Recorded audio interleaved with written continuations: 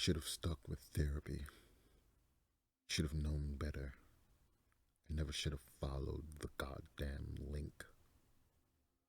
I knew therapy, quote unquote, still in clinical trials, that was strictly geared toward those with trauma.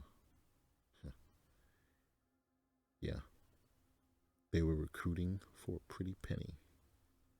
And my friend James thought I'd be a fantastic candidate. I've been in therapy for years, and even my therapist was beginning to get frustrated. 6 years of your life is a pretty big chunk when you're 24. Imagine being able to just let go all of that.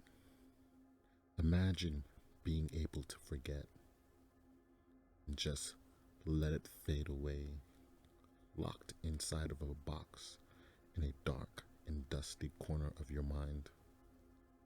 Everything you were taught, everything you went through at the hands of your abuser, just gone. No more nightmares, no more suffering, no more guilt. Never having to question your worth, not being so fucking afraid anymore. This study could give that to me. All I could think about was who I would be if I hadn't gone through that. He ruined me, starting when I was 14 years old. And even a decade later, it is still so fresh in both my conscious and subconscious mind. I can never escape it. Wounds that don't heal become gangrenous.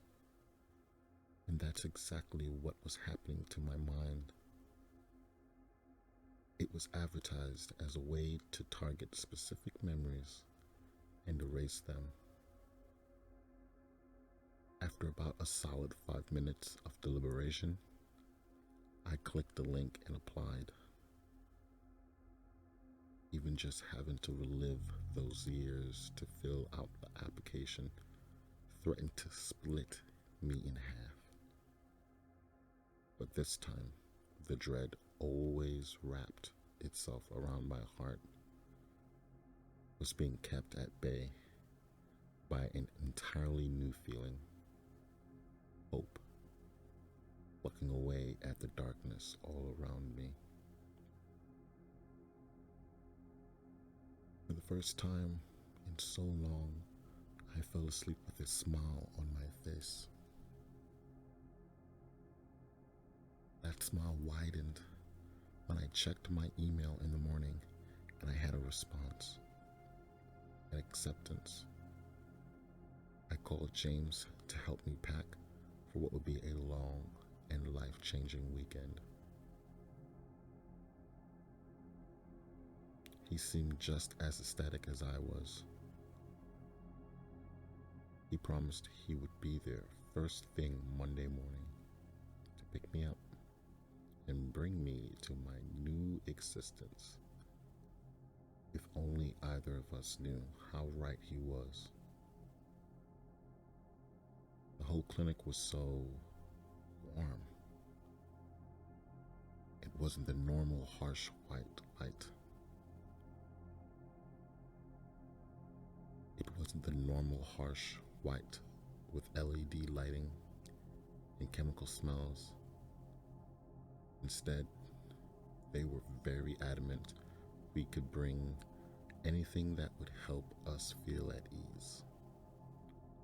The whole thing just felt so intimate. Cooking has always been my go-to for putting my soul at ease.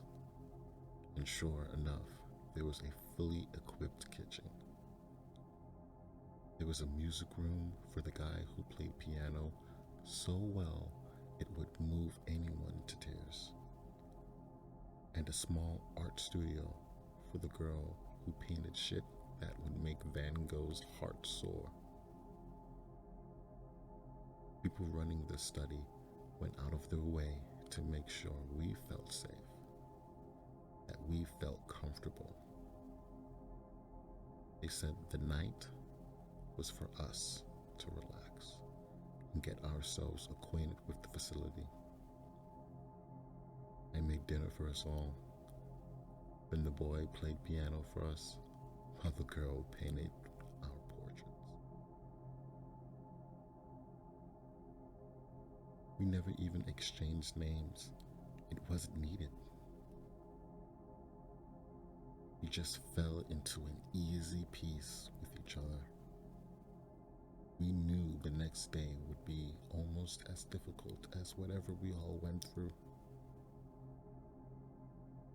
It was as though, for that night, we came to an unspoken, collective agreement to embrace ourselves for who we were in that moment, who we were before they gifted us the opportunity to rebuild ourselves, starting from the ground up.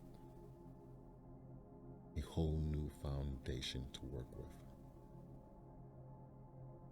The doctors came in around 9:30 and told us we should retire to our rooms for the night.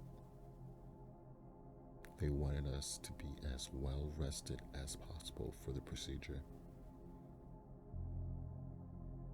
We all kind of laughed, because how well rested can 3 people who are endlessly plagued by nightmares be? We still listened and simply said goodnight to each other. The procedure was simple, they said anyway. It required an EEG during which we would retell the events of our trauma to them.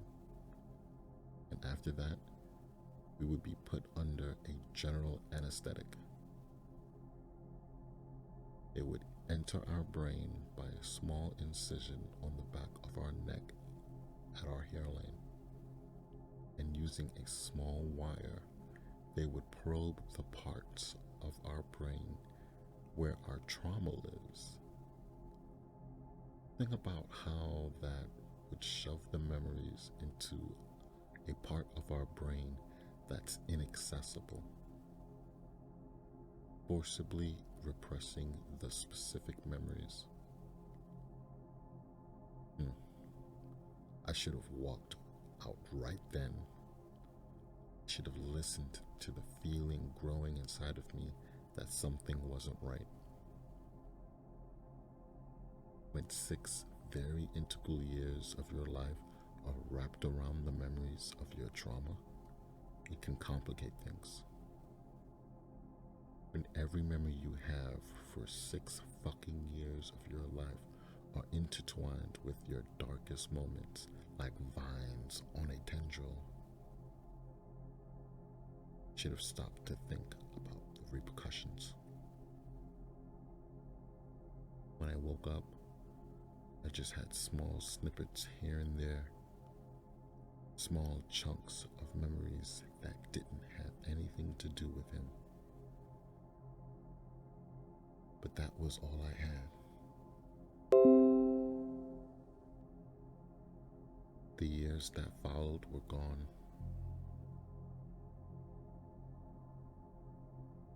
I had a vague awareness of being in love, a sense of family. I knew James was going to be picking me up the next morning to bring me home, but I didn't know where home was. I looked in the mirror and my face looked foreign, like it wasn't mine. The scars I knew like the back of my hand that covered my body were gone. It was like I was the same, but aligned slightly to the left. I remember being so grateful we had another day here for observation and counseling. But before I could even open my door, they were here to let me know James had come to pick me up. What? Couldn't be right? Could it? How could I be missing a whole day? The panic began to wrap itself around me like a familiar favorite blanket. But that didn't make sense either. Couldn't even figure out specifically why I was here. Just that it was something that was supposed to help. A piece was missing. Something was fractured. I was fractured. And the pieces didn't fit.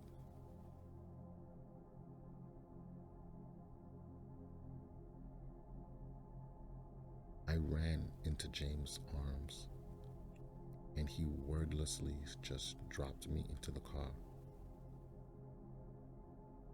He had a tight set to his jaw, one that I knew meant something was very wrong.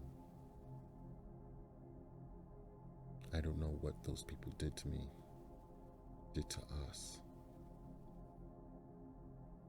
but it was far more than a basic medical procedure. James told me half of his memories of me are missing too.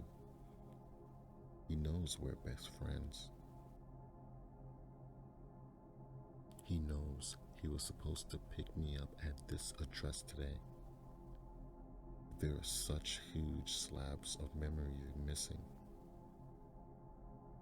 He went to my house to talk to my husband? That can't be right. I don't remember that. Don't remember getting married. He said my husband, a man named Matt. He didn't know who James was. He didn't know who I was. He said all the pictures Matt had of us were replaced by swirling silver light that hurt his eyes to look at. It was like I never existed to him. Not even a blip on his radar. James took me back to his apartment and said it was like I had lived with him for years. All my things were in the second bedroom. He said he woke up Sunday morning and it was just magically there. My work that James said I had been with for 3 years had no record of me. My parents couldn't remember any of my birthdays from the ages 14 to 24. Couldn't even remember why. They just knew they were supposed to help. They were supposed to take the bad, but instead, they took everything. Couldn't barely even remember who I was. They kept their promise though. I was completely reinvented.